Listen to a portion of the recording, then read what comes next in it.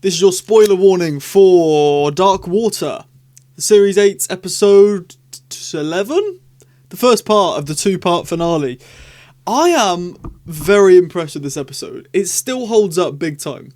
If you haven't seen this episode and you haven't seen the whole of Series 8, or well, I suppose it doesn't really matter now, or the whole of Capaldi's run in general, I might start waffling about things that happen later on, so this is just a warning for that. But this episode is very, very good. I'm quite sad we're on the final few uses of this screwdriver. I have ordered Capaldi's next screwdriver for when I get to Series 10, but obviously we've got the Sonic Shades there, which I'll be using for the whole of Series 9, which I'm very excited for.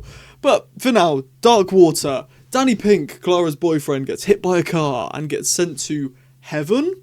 What's going on there? So the Doctor and Clara go to investigate. I've got many thoughts on this episode, and majority of them are very, very good. One thing that ever so slightly annoyed me was Clara on the phone to Danny didn't answer the phone. Like, if you look at her phone, I'll see if I can put a screenshot in if I remember in editing. She's holding the phone, and it says, like, incoming call, Danny, answer or hang up. So that really took me out of the moment a little bit. It was just a little detail like that that really, really did annoy me. And this was directed by Rachel Talalay, who's my favourite director for Doctor Who. I think some of the work she did on The Doctor Falls especially is so, so good. And to be fair, that's the one critique I have. I don't even know if that's a directing issue.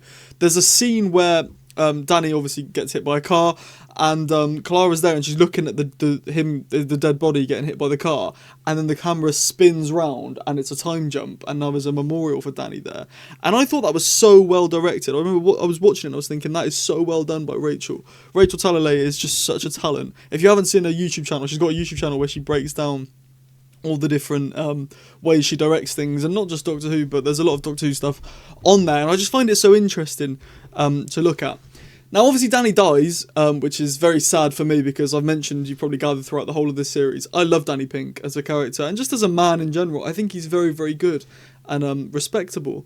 So it was very sad to see him go. I like Danny. It was even sadder that he went by stepping onto the road and not looking left and right, which probably had something to do with Clara's phone call.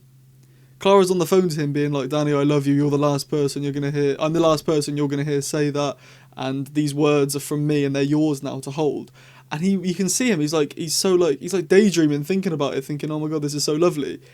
And then he gets hit by the car. And he was just around the corner. If she'd have just waited till he got there to talk, that wouldn't have happened. And that is a sign of good writing. Good writing should be annoying. It should be like, oh, if this one thing didn't happen, that would have worked out. And I like it. I really do. The fact that Clara's partially to blame for the passing of Danny is really clever. And it's subtle. She never mentions it. She never says, if I'd have just not... Because if she mentioned, like, oh, if I just didn't ring him or something like that to her nan, it would have, I think, sort of broken that feeling that I have towards it, where it's her fault. And I think she probably has thought through the fact that she's partly to blame for the fact he wasn't concentrating when crossing the road, but she's ignoring it, or she's burying it so deep inside her that she doesn't even want to address it and think about it because that's such a painful thought to have. It's it's really, really clever. And Clara this episode is quite ruthless. We see obviously she throws the TARDIS keys away, and she's willing to go as far as she can on that, throwing the last one away eventually. And at the end, when she's talking to Danny in the afterlife, and she's like, if you say I love you again, I'm going to hang up. And he says, I love you. And she hangs up. She sticks to her word. She's very strong. But she's quite manipulative as well. Like, she says that she's owed at the beginning, which I think is, she's saying, the doctor owes me. We've had a bit of bicker in this series, but I think the whole series, their arguments and their disagreements have been building to this moment where she's hoping to almost blackmail the Doctor and say, you know, we've had arguments, we've disagreed, but right now, if you want me to stay with you, because she knows how he feels about her, if you want me to stay with you, Doctor, you're going to go save my boyfriend. And it goes really weirdly. I didn't like the line when the Doctor says go to hell, because it doesn't seem clever. Doctor Who is clever with wordplay a lot of the time, and I love when the Doctor says a phrase that seems really evil, but then actually that exact phrase that he said translates to mean something good. The phrase go to hell, I get what they're trying to do, you know, go to hell, Clara. No, Clara, what do you mean? We're going to hell. What do you think I meant? But that doesn't make any sense because he's clearly said it to try and trick her. If she said, what are we going to do now? You don't reply, go to hell. You reply, we're going to hell, or we're going to get your boyfriend back from the dead. Stephen Moffat has just written go to hell as a way to try and do that clever thing where the evil words mean the polar opposite of what we think, but they're still the same words, if that makes sense. I think it was very clever, and he said it, like, he says, Clara, go to hell, and she obviously thinks that means go away, so she leaves, and he's like, Clara, what do you possibly think I mean by that? I mean, we're going to hell to save your boyfriend. No, you didn't. Otherwise, you'd say we're going to hell to save your boyfriend. It just seems like it was just put there as a sort. It's just feel like a clever line, but it's not a clever line. But that's immediately wiped away when we get the line, do you think I care for you so little that betraying me would make a difference? Whoa. I know it's not an original take. I know everyone loves that line, but it is good, man.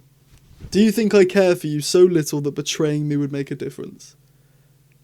What? That's so good. I love it. I love that line. It's brilliant. And it just shows the non-platonic love between these two. They love each other. They love each other. How do people not think they love each other? As a kid, and even now, I loved that volcano scene where she throws the TARDIS keys away. I remember as a kid, I was like, what? Does he not care because the TARDIS is already open, he just doesn't have a key for it anymore? I'd never predict a Moffat twist, because they can go anywhere, especially in Doctor Who. Like, in Sherlock, there's only so many options they can go down, but I still never guess them. With this, it could literally go anywhere, these twists. And I love Moffat's timey-wimey writing where, you know, you see her threatening him on the volcano before we see the volcano, before we see them go to the volcano, and she collects the keys and stuff like that. It's really, really cool, and when I remember when she threw that final key in, when I was a kid, I was like, he must have more hidden ones, he must have something like that, and what's going on, he can't get in the TARDIS, but then obviously it's revealed that she's in a dream state, which is really clever. It's clever. That's the thing with Moffat, with Doctor Who, it's always clever. Doctor Who's a show where, and I love Russell T Davies, but he does it quite a lot where, because it's all made up, it's all sci-fi, you can just make a MacGuffin that does something. But Moffat always tries to use logic, which I like. I prefer Davis's show-running skills, but I like Moffat's writing a bit more. But yeah, it annoyed me when they came out of that volcano dream state that the keys, where Clara was throwing them to her right, into the volcano, but when the Doctor goes to pick them up, the keys are on her left. So unless they hit the TARDIS time rotor and console and things, they should be on the right side of her, but they weren't there on the left. Little nitpick that wound me up a little bit, but I'm stupid. I'm autistic. Let me go. All right. They then go to 3W. Obviously, they meet Missy, M-I-S-S, as she's known by before. She claims she's a robot, but she's not. And I like the bit where she's like, my heart is maintained by the Doctor. And the Doctor's like, Doctor who?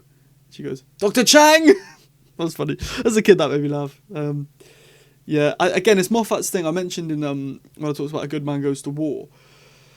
It just feels like, you know when you do like a quiz at school and you know the answer to a question but no one else does, so the teacher keeps giving hints and everyone's then starting to get it and you're like, no, don't give them hints because I already knew before you gave the hints. It's this with Missy. We all knew she was going to be the master. We all knew that Missy was going to be the master. And it's like he puts his hand on her chest and he's like, 2 hearts. And then later on it's like, Time Lord technology. And then he's like, you're a Time Lord? And she's like, Time Lady. It's like, stop edging me, you know what I mean? I get it's good writing to tease things and make it, you should be able to predict a good twist just second before it happens. But I just feel like this was so much, like, you know, they keep going on about it and I'm like, just tell us or don't tell us. It felt like it was, I don't know, I get a bit annoyed at that, but Missy's the master. No one suspected that. Back in 2014, everyone suspected that. We all knew she was going to be the master back then. I remember Missy's theme. You know, that Missy's theme. Everyone was trying to decode it, and everyone was like, does it say Missy's the master? She lives forever? And stuff like that. It's not. It's just a sampled bit of vocal, which was chopped up, which was a beautiful song. This episode is one of the darkest episodes in Doctor Who history because of 2 things. One, having Danny kill a little boy. We know from Into the Dalek that he killed someone who wasn't a soldier, but having it be a little boy, I thought it would just be another man the first time round. It was a boy who was, I think, younger than me at the time when this was airing. That is dark, and we see it. We don't just get told Danny killed this little boy by accident when he was a soldier. We see him. We don't actually see the bullets hit the boy, but we see him put the gun in the building and shoot and then see and not respond and be in shock. And that's so dark. Alongside Don't Cremate Me. The phrase Don't Cremate Me caused this episode to get over 100 complaints to the BBC. Which doesn't seem like a lot, but it's a lot. People rarely complain unless it's something big. I know people who had funerals the week before or week after this aired, and they said it properly screwed them up. But I love that. I don't love it screwing them up, but I love when Doctor Who crosses the line.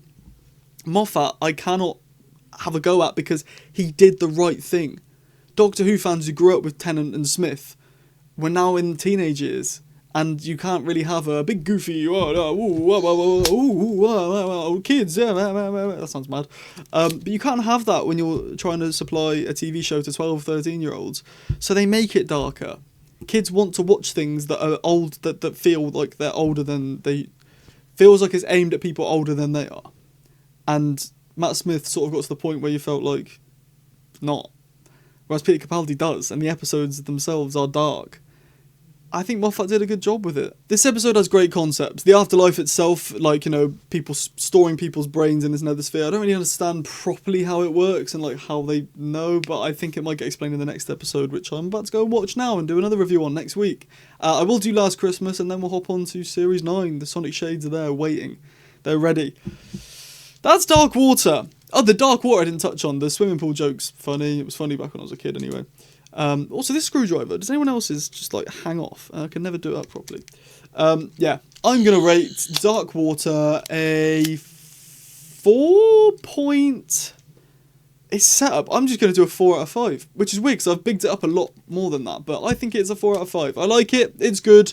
Next week does hold up, as I remember, so I'll have a little look at that, and we'll see if maybe I'll up it next week. Who knows? But what do you think about this episode? Do you think it's good? Do you think it's bad? Do you think it's okay? Sometimes things are just okay. They're not the best thing you've ever seen. They're not the worst thing you've ever seen. They're just fine. What do you think? Comment down below. If you want to help me out in a monetary way, you can become a channel member. You get access to member-only videos and a shout-out at the end of every video. You also get a shout-out at the end of every video if you leave a super thanks in the comments. Anything. I think it's like £1 minimum, so up to you. You don't have to, though. Or if you can't help me out that way or you don't want to, leaving a like and subscribing with the notification bell on is much appreciated. I upload all the time. Leave a comment as well, like I say. Let me know what you think. And there's a button near the comments. That's the big one. Hype. It pushes and boosts at the same time.